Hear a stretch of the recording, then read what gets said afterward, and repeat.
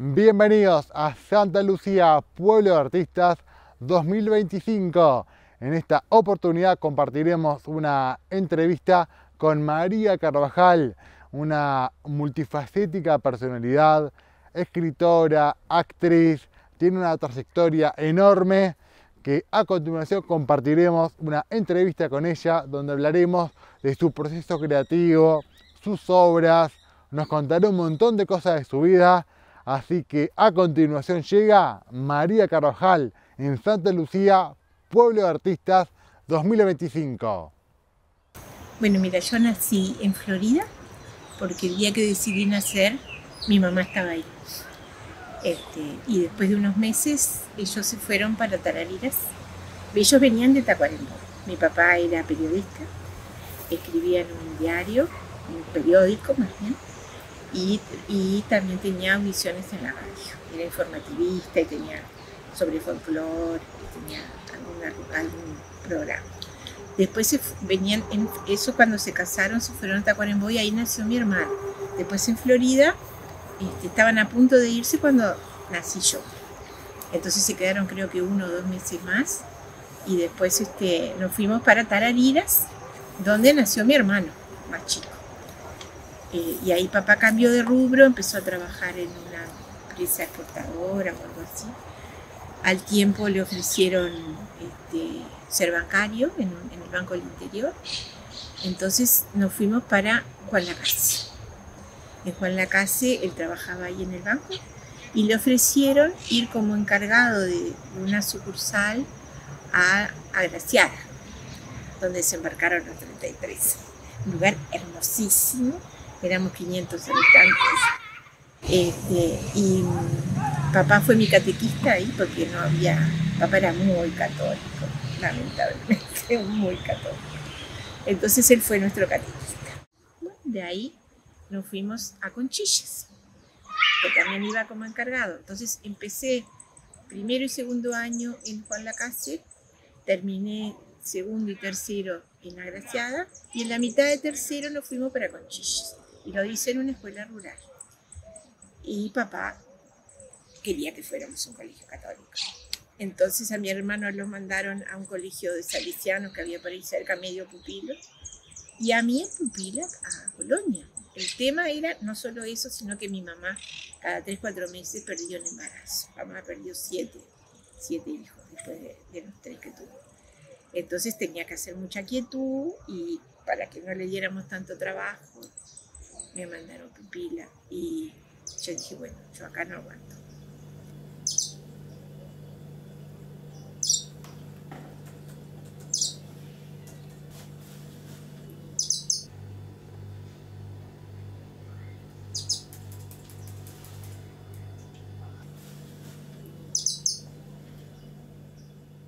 Ahí empecé, cuando estuve en cama, me escribía con mucha gente de otros países y ahí me encantó escribir. Después, también por esa época me enamoré y me enamoré de alguien que vivía lejos, vivía en Tarariras, Colonia, entonces nos escribíamos.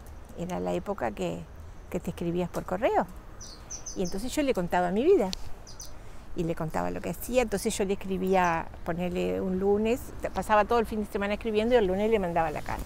Y los viernes recibía la carta de él, que era, yo no te puedo decir, yo nunca he vuelto a sentir en el alma y en el corazón la alegría de saber que en ese pedacito viene el amor, de que venían palabras hermosas, de que venían juramentos de amor. Entonces yo la recibía, él me la dejaba un ratito acá, hasta que se me pasaba el agite, y después la abría, la leía y pasaba todo el fin de semana escribiendo, y el lunes la depositaba en el correo. Y ahí fue cuando empecé a escribir. Y le contaba cosas, inventaba a veces historias, y entonces él me dijo que las estaba guardando para cuando yo quisiera hacer un libro. Pero después él nos separó la vida, y nunca más recuperé esas cartas.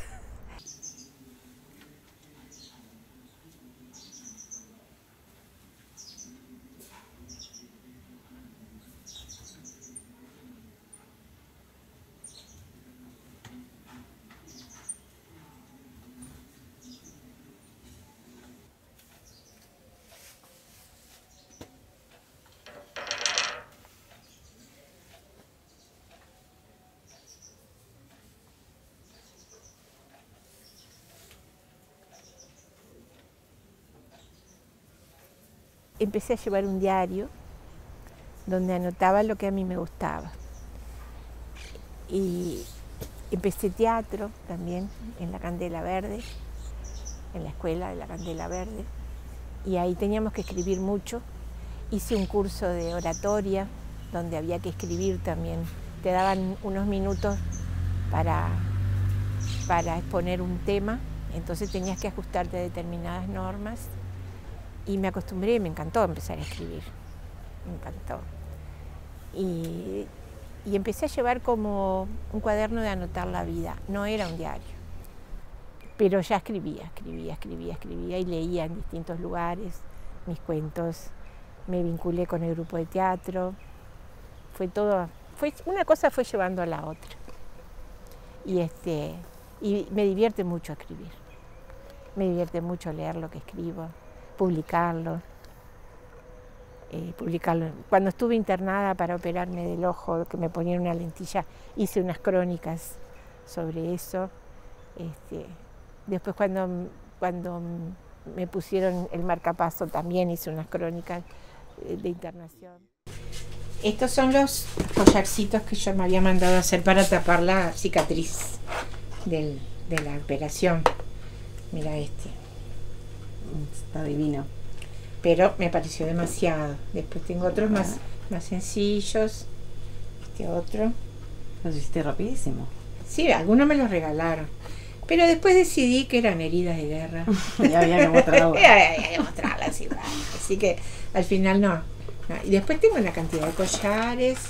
Este está hecho con bolitas de vidrio. Si lo ven los chiquilines, sí, empiezan me lo a hacer regaló. y hacen negocio. Exacto. Me lo regaló Dani. Este no sé quién me lo regaló. Y acá hay una caravana. Viste que es. No pega con la ropa, pero bueno. Bueno, sí, pero está descolorido, sí. Va bien. Después hay algún otro más. A ver.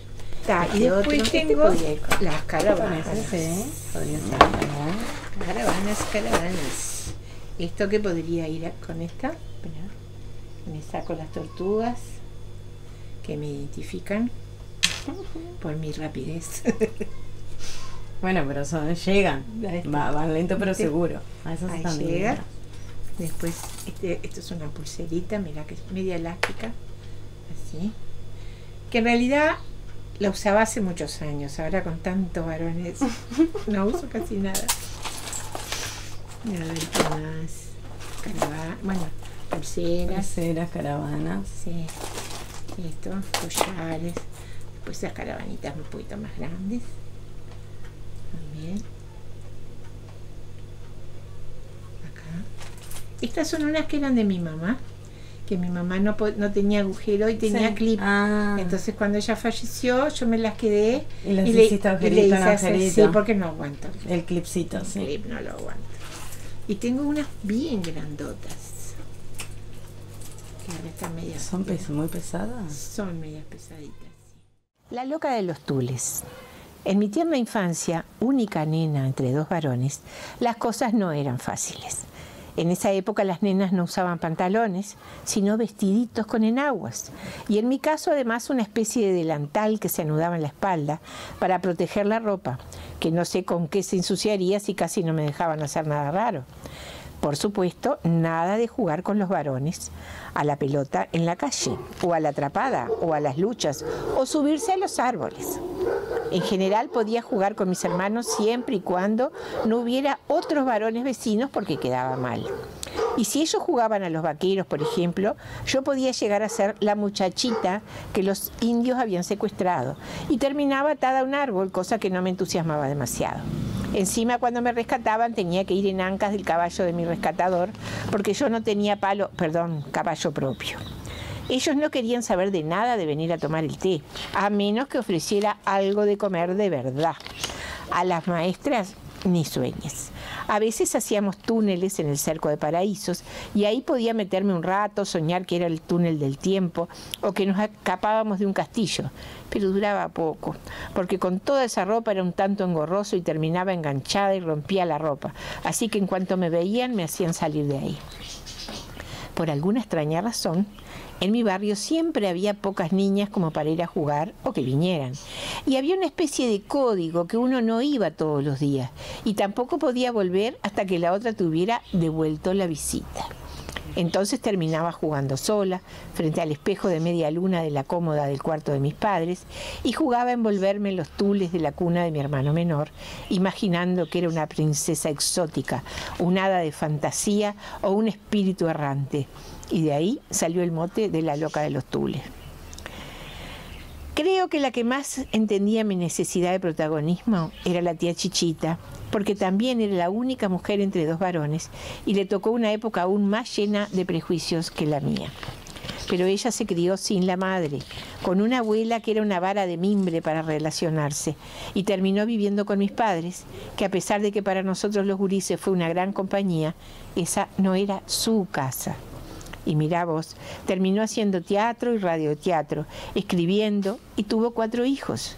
Y creo que en el fondo terminé elaborando una versión de su vida y su cáustico sentido del humor. Aunque ella tiene una capacidad instantánea de respuesta oportuna, y a mí las contestaciones brillantes se me ocurren 2 horas después del entuerto, como ya he comentado.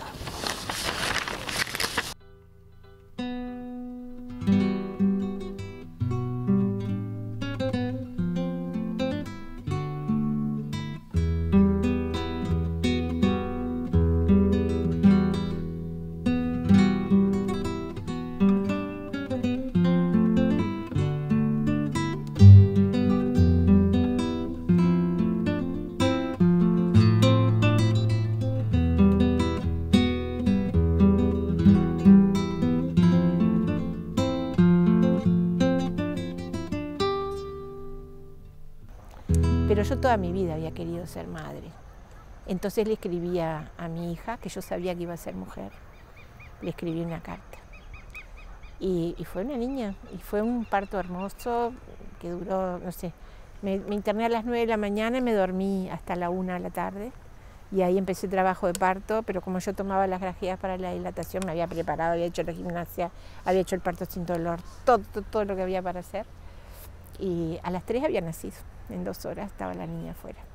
Con la segunda lo mismo, al año que tuve otra hija, cuando ella cumplía el año, yo a los poquitos días tuve la segunda. Y ahí vino mi hijo varón.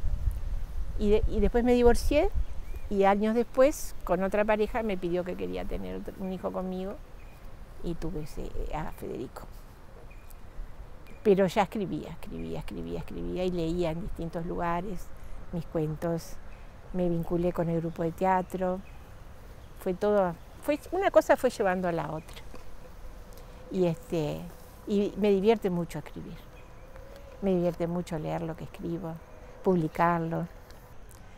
Y después, cuando me operé de corazón, que me cambiaron la válvula, hice las crónicas de internación.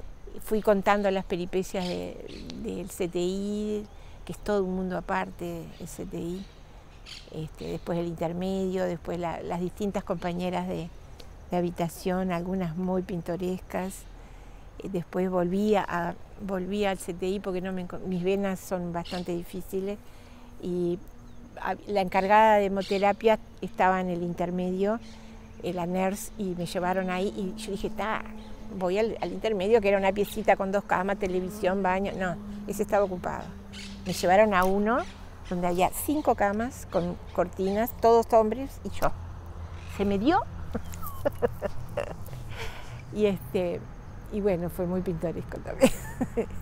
Y la gente me pedía, por favor, María, ¿qué pasó? ¿Qué pasó?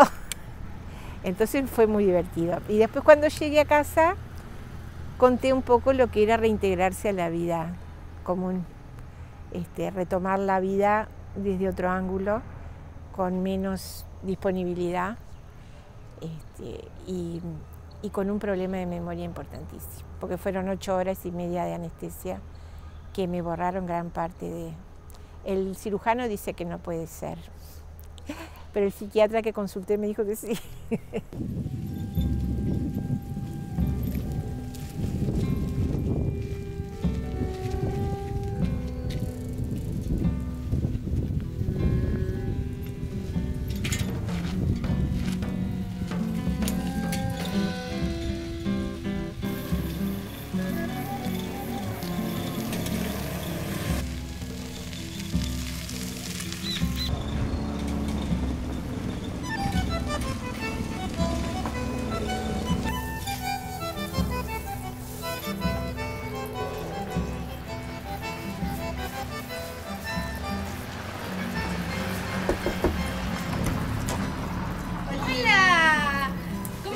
María.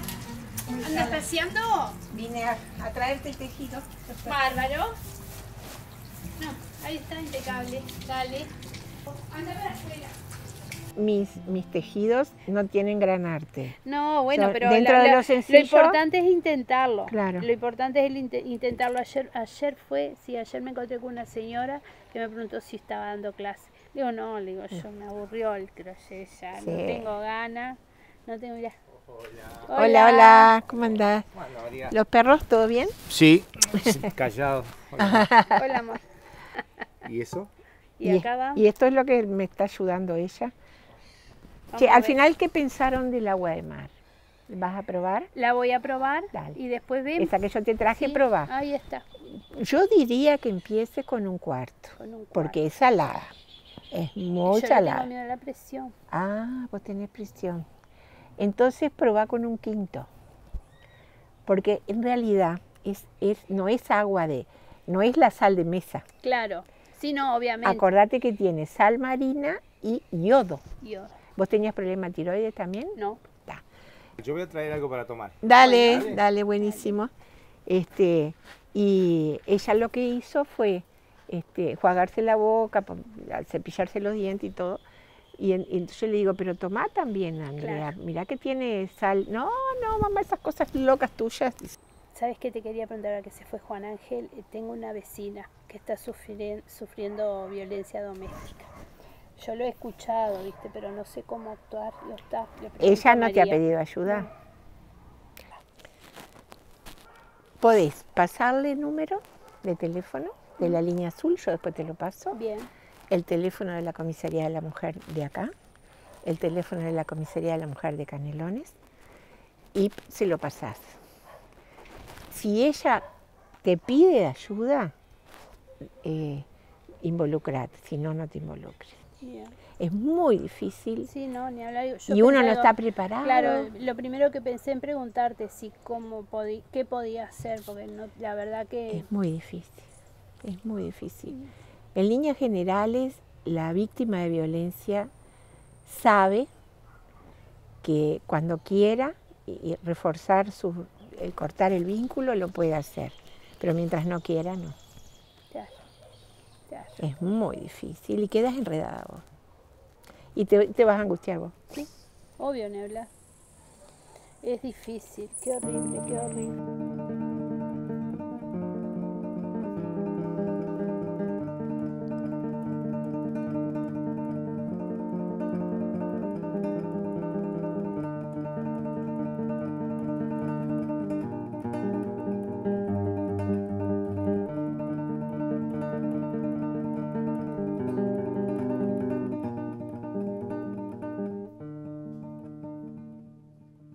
Y todas las veces que he participado en los tendales de caucho es una fiesta. Una fiesta porque hay música, hay pintura, hay amigos y hay gente nueva. Entonces, cada cosa que haces del gaucho te enriquece. Te enriquece el alma, te enriquece la vida. Si te murieras al otro día no habría problema.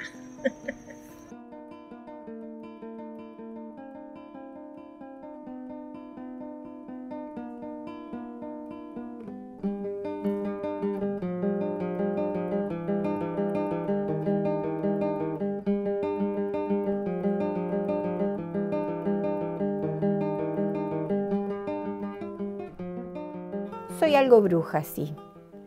No me preocupa mucho el orden y tener las cosas en su lugar. Vaporizo nubes.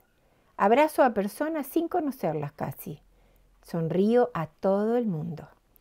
Contesto preguntas a quien me las hace.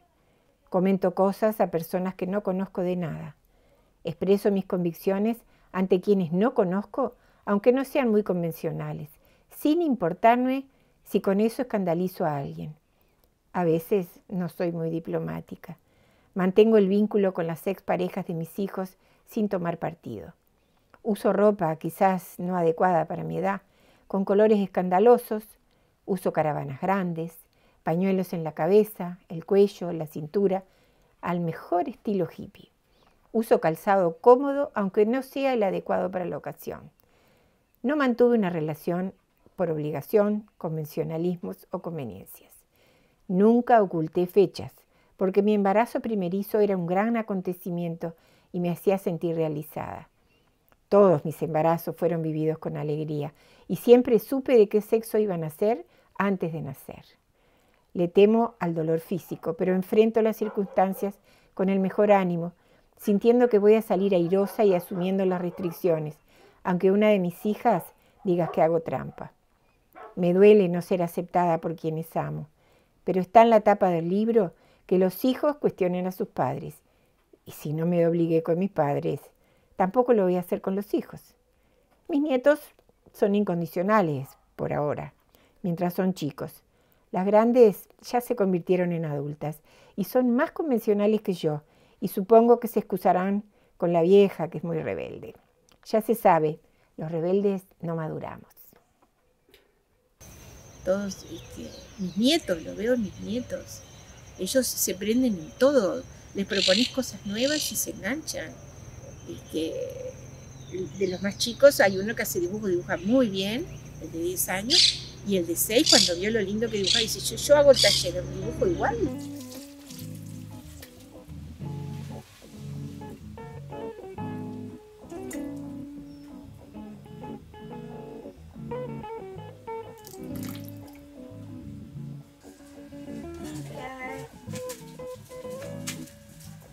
Fuera, Watson, fuera. Adiós, saludos. Déjame publicar. Una mochila más. Mochila más. Amigo.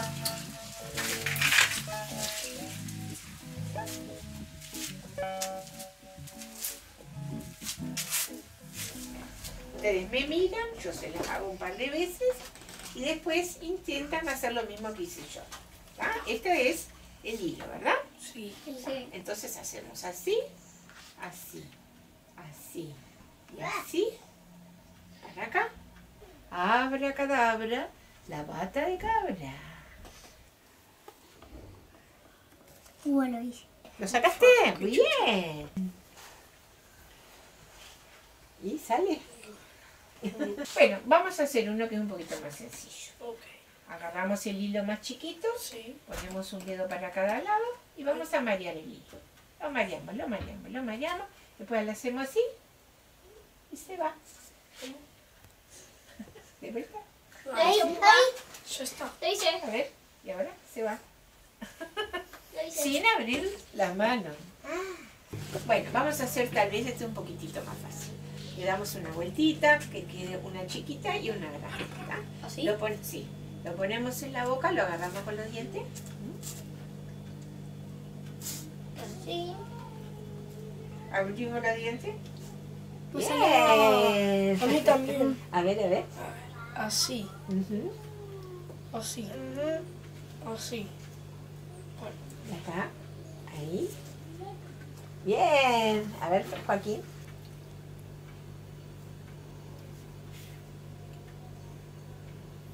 Muy bien. Ustedes hicieron el nudo. Me quedo así. Tienen que hacer así. Ahí se ve. Ahí. Para, déjame que Y cortame. un segundito. Cortame acá. Entonces, me lo corté al medio. Vamos a unirlo mágicamente de nuevo. Así.